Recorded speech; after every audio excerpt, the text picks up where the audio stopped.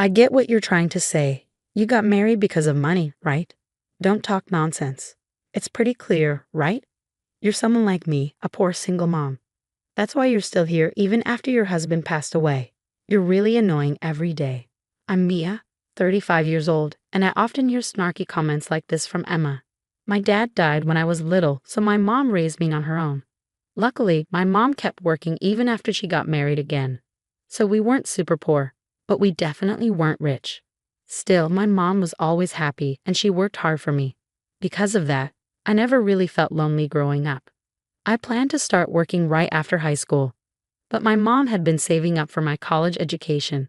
I really loved studying and wanted to go to college, but I didn't want to add more stress to my mom's life. She had worked hard to raise me and I wanted to ease her burden. Then, when my mom suggested I go to college, I was thrilled. She got married at 23 and had me at 25. In my third year of high school, when she was 43 and still healthy and active, she told me to follow my dreams. She said she'd be more upset if I gave up on my future because of money worries. Her words moved me to tears. I took on a part-time job to help pay for tuition, and because of that, I graduated from college without needing student loans. After college, I got a job at a big company. I worked hard every day because I wanted to make life easier for my mom. Within 5 years of starting at the company, I got promoted to an administrative assistant and my salary went up. I was able to treat my mom to trips and buy her the massage chair she always wanted. 2 years later, my hard work paid off and I was promoted again, this time to executive assistant. During this time, I got to know the president's son, Ethan, and we started dating. Eventually, we got married. People would congratulate me and say, "Congratulations, Mia. Be happy." "Yes, thank you for everything," I said, deeply grateful, and my mom was moved to tears. She was incredibly happy for me, and it was a really joyful time. But that happiness didn't last long. Just 2 years into our marriage, my husband suddenly passed away. He collapsed at work, holding his chest, and was rushed to the hospital. But by the time I got there, he had already stopped breathing. That morning, I had watched him leave for work, saying goodbye tearfully. I never imagined such a terrible thing could happen. The shock was so intense that I could hardly speak. It was unimaginable that both my mom and I would lose our husbands. I could only imagine the pain of Benjamin, the president who had lost his only son. He looked so alone and devastated, just like me. I kept working even after I got married, and as the executive assistant, I spent a lot of time with the president, especially during the day, so I could see firsthand how sad he was. But there was one person who didn't seem to be grieving at all: Emma. Because we lived together after I got married, I quickly noticed her behavior. Actually, Emma wasn't related by blood to my husband. Benjamin's real mom died when he was just 3 years old. Knowing it would be hard for a man to raise a child alone, he remarried when Benjamin started elementary school, thanks to a friend's introduction. "No, if something happens to my husband, all his property will be mine." "What are you saying? Ethan is gone. Lighten up, it was just a joke. I thought a little cheer might help everyone in these gloomy times." Please think about the timing and situation. You must be upset that your plans didn't work out. Now you won't get any of our husband's money. I never expected to get anything from the beginning. Do you really think I would marry a man like Ethan, who doesn't say much, unless I was after something? Stop talking to me like that. He was irreplaceable. Emma seemed to think I would leave as soon as my husband passed away, but I didn't. Benjamin was acting strong at work, but I could see he was pushing himself too hard. So I couldn't leave the house to someone like Emma. Plus, even though we'd only been there for 2 years, our home was full of memories of my dear husband. I wanted to cherish those memories for a while. You can't just forget feelings. The time I spent with my husband was happy for me. My husband once told me that Emma was more like a roommate than a mother to him. She was often out, and when Benjamin was away on business, she wouldn't come home until late. But my husband didn't want to worry Benjamin, so he didn't say anything. Emma was kind when Benjamin was around, but her behavior changed drastically when he wasn't. It was like there were two Emmas. When Benjamin left for work, Emma would see him off with a smile. "I'm counting on you to look after Ethan." Of course, Ethan is precious to me too. Knowing you're there for him lets me focus on my work. Don't worry, just do your best at work. Thank you. Have a good day. But as soon as he left and the door closed behind him, Emma's smile disappeared. Finally, he's gone. Now, where should I go today? Maybe I'll invite a friend to the movies. You're going out again? Yes. Is that a problem? Oh no. Just remember not to bother your father with unnecessary things. He's working hard for you. If you say something, he'll worry and won't be able to concentrate. So just quietly study at home every day, okay? I understand that was their daily routine, and it seemed like Benjamin didn't mind it once he got used to it. In fact, he felt more comfortable when he wasn't paid too much attention. As a child, he saw Emma as more like his dad's wife than his mom. Benjamin was always grateful to Emma for helping out when he was small, which allowed his dad to focus on work. Benjamin's company was passed down from his step-grandfather, and he was really good at running it. Under his leadership, the company grew a lot. Now he's managing 5 businesses, each making millions of dollars every year. So Benjamin was always super busy. My husband used to tell me that when Benjamin was a kid, he hardly had time to relax at home. Seeing him tired from work every day, my husband didn't want to bother him with unnecessary stuff, like mentioning Emma. Plus, Benjamin didn't feel neglected, so there was no need to trouble him. He was okay keeping his concerns about Emma to himself. That's just how he was, laid back. He didn't seem like a typical heir to a big company. Did you ever get mad about it? Nah, not really. I was fine as long as she was home. It gave my dad peace of mind, and we always had plenty of snacks. My husband laughed it off, never making a big deal out of it. I loved that about him. They weren't mean to me, they just didn't pay much attention to me. Sure, Emma would sometimes make snide comments, but I just brushed it off as typical mother-in-law stuff. She was often out doing her own thing, so we didn't see each other much, and her comments didn't really bother me. If my husband wasn't bothered by it, I didn't see a reason to bring it up. However, Emma's spending habits did bother me a bit, as I've always been thrifty. But since neither Benjamin nor my husband said anything, I kept my thoughts to myself. But after my husband passed away, seeing Emma splurging on luxuries while Benjamin was heartbroken made me uneasy. A man who was like a son to him had died, yet Emma showed no signs of grief, which made me even more upset. Emma, please try to support Benjamin. Even though he's acting okay, he's really feeling lonely, I pleaded. Why should I listen to you? What's your motive, huh? Trying to get into our family for inheritance? I never even thought about that. Well, Ethan's gone now. So why don't you just leave? I'm not leaving. Benjamin said I can stay as long as I need to. Emma gave me an annoyed look but didn't say anything else. She probably felt relieved knowing I wouldn't inherit Benjamin's wealth. But 3 years after my husband's death, Emma was getting more annoyed with me being around. Her sarcastic comments were getting more frequent and hurtful. Whether at home or work, I'm always with Benjamin. Emma seemed to think I was trying to manipulate him to get his money. It hurt to be seen that way, and I started questioning if it was right to stay in a house where my husband was no longer alive. I could feel the pressure of Benjamin's situation at work every day. Maybe it would be better for me to go back to living with my single mom instead of staying here and dealing with Emma's sarcasm. My mom is turning 60 this year, and last year marked the 3rd anniversary of my dad's passing. I had been thinking about my future when Benjamin suddenly collapsed. He was lucky to survive, but there was a good chance he would need care even after leaving the hospital. Things didn't immediately fall apart at the company when Benjamin collapsed because he had trained his successors well. However, I noticed a change in Emma's attitude. That man, God, he got what he deserved, she muttered.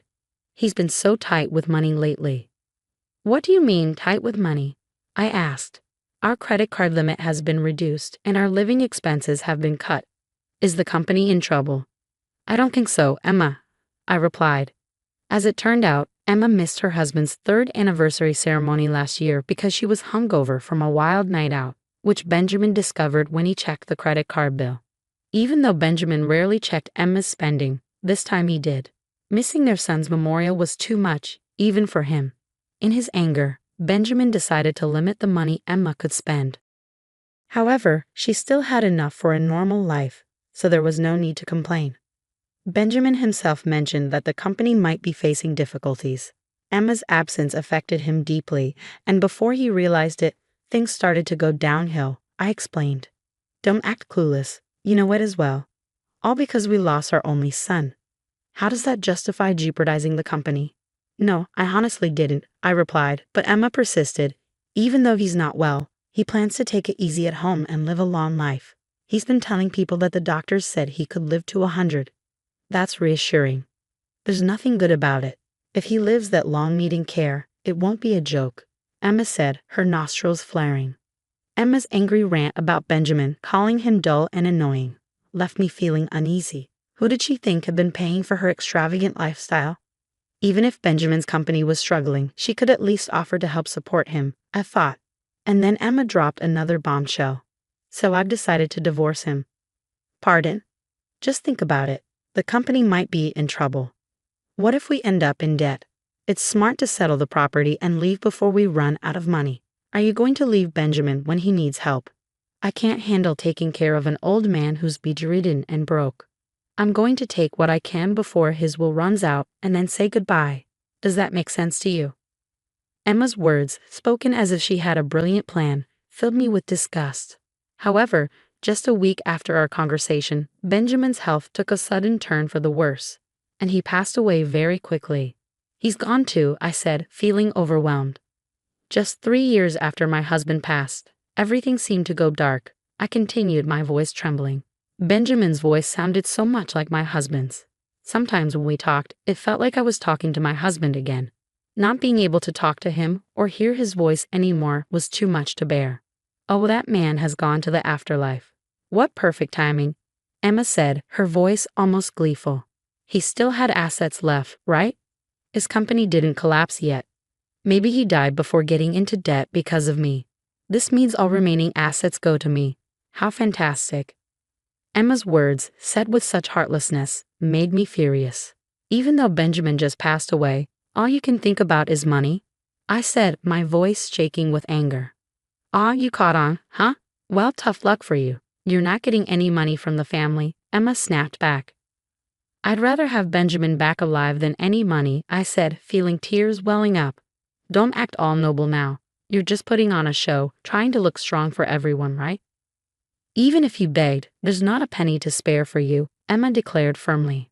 Even though Benjamin had passed away, it seemed like Emma cared more about money than anything else. It made me wonder how someone could be so cold-hearted. Thinking about it made me feel even more sorry for Benjamin, which just made my sadness worse. Fine then, you don't have to come to the funeral. Is that it? Only strangers are welcome, Emma said, her voice filled with scorn. I understand, that's how things are, I replied calmly, even though my heart was weighed down by sorrow. Emma didn't seem to grasp the reality of the situation, but I didn't feel like explaining it to her. Are you sure about that? Emma said sharply. Absolutely. Now that he's passed away, I, as his wife, am in charge, Emma declared with a sense of entitlement. So 2 days later, Benjamin's funeral took place quietly, with only close relatives present, honoring his wish for a simple ceremony. After the funeral, I noticed several missed calls from Emma on my phone, but I chose not to return them. Despite her attempts to reach me multiple times afterward, I decided to ignore her completely. Then one day, she unexpectedly showed up at my workplace. I finally caught you. Why haven't you been answering my calls? Emma demanded. Hola, Emma, how can I help you? I replied nervously. Still playing games. I got kicked out of the funeral home. You're the one who should have been excluded. I called you so many times on the day. What's going on? Well, you're not part of my family anymore, Emma. What? But you said only family could attend the funeral, so we had a family-only service. And then I asked Emma, who's now a stranger, not to come. No, the stranger here is you, Emma. What? When Benjamin got sick and was told he'd be bedridden, Emma served him with divorce papers. She probably thought since Benjamin was hospitalized, he couldn't file those papers. But I had already filed them, as Benjamin asked me to. So Emma is a stranger to us now, in name and in reality. Back then, Benjamin confided a lot in me. He told Emma that the company was in trouble and he might end up in debt. If that happened, they couldn't live their lavish lifestyle anymore. He suggested they live more modestly as a couple if Emma was willing to support him. But Emma coldly said, maybe it's better to split before you're in debt. 1 month later, Benjamin collapsed. Even after he woke up, he knew his health was bad. But he didn't tell Emma everything. He hinted that he might have to let go of the company and rely on her for care. Emma then suggested divorce. She probably wanted to divorce before he was seriously ill and get some money through a property settlement. But Benjamin, knowing his time was limited, had already donated most of his assets to charity and appointed new leaders for his companies, so there was hardly anything left for Emma. When he told her this, she was shocked. "So, I don't get anything." "Well, technically, it's not nothing. I left a few $100s in savings," I explained. "A few $100? That's hardly anything." Emma scoffed. Even though Benjamin had told me about this before, saying it out loud made me realize how determined he was. He probably didn't want to share any property with Emma. Maybe it was Emma's behavior after her husband's passing that made Benjamin so firm. "But there's still the house. If I sell that—" "Oh yes, please find somewhere else to live soon. I'm staying with Mom for now, but I'll move back eventually." "What are you talking about? You're practically a stranger. You have even less right to the house than I do. Like I said before, you're the stranger here, Emma, since you're already divorced. Plus, the house was originally inherited by Benjamin from his grandfather, so it's not considered for property division in a divorce. Why do you think you have a right to live there?" "Because when I married Benjamin, we legally adopted each other." "What? So I have the right to inherit Benjamin's property. Benjamin left me that house. It's hard to believe, isn't it?" "The idea of adopting me came from Benjamin himself. When we got married, I didn't think much about it. I was going to be marrying his son, so in his eyes, I became his daughter. So I agreed to it. But after my husband passed away, I kept this information to myself. I was worried that if I mentioned it, Emma would accuse me of being interested in the family money. I have work to do. Could you please leave?" I told Emma that if she needed to communicate anything, she should do it through our lawyers. I had sought advice from our company's legal counsel. I called security and had Emma escorted out of the company premises. I made it clear she wasn't welcome back. Emma resisted, but when I threatened to call the police, she left quietly. After that, she tried to contact me many times, but I ignored her completely. Her attempts to claim our fortune only led to complaints to our lawyer. Our company wasn't going under, and Emma couldn't understand why. She argued that if it went bankrupt, there should be wealth to share.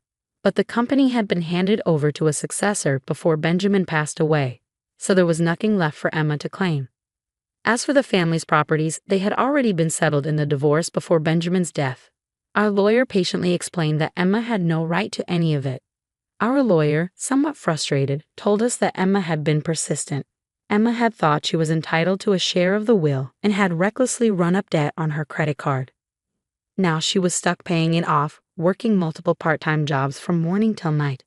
However, her financial problems were not my concern. Emma was 10 years younger than Benjamin. They had married when she was 25, and now she was 55. They had been married for almost 30 years, so Emma was entitled to survivor benefits from Benjamin's Social Security taxes even after their divorce. However, she wouldn't get these benefits until she turned 60, which was still 5 years away. Plus, she needed to have filed a claim for a division of the pension within 2 years of the divorce. I wasn't sure if Emma knew this, nor did I intend to tell her. I felt no sympathy or obligation to worry about Emma's well-being. Now I live in a home I once shared with my mom, Benjamin, and my husband. My days pass calmly and peacefully. Sometimes I remember my husband and Benjamin and smile, and sometimes tears come, but remembering their warm smiles, I want to live each day with a smile on my face too.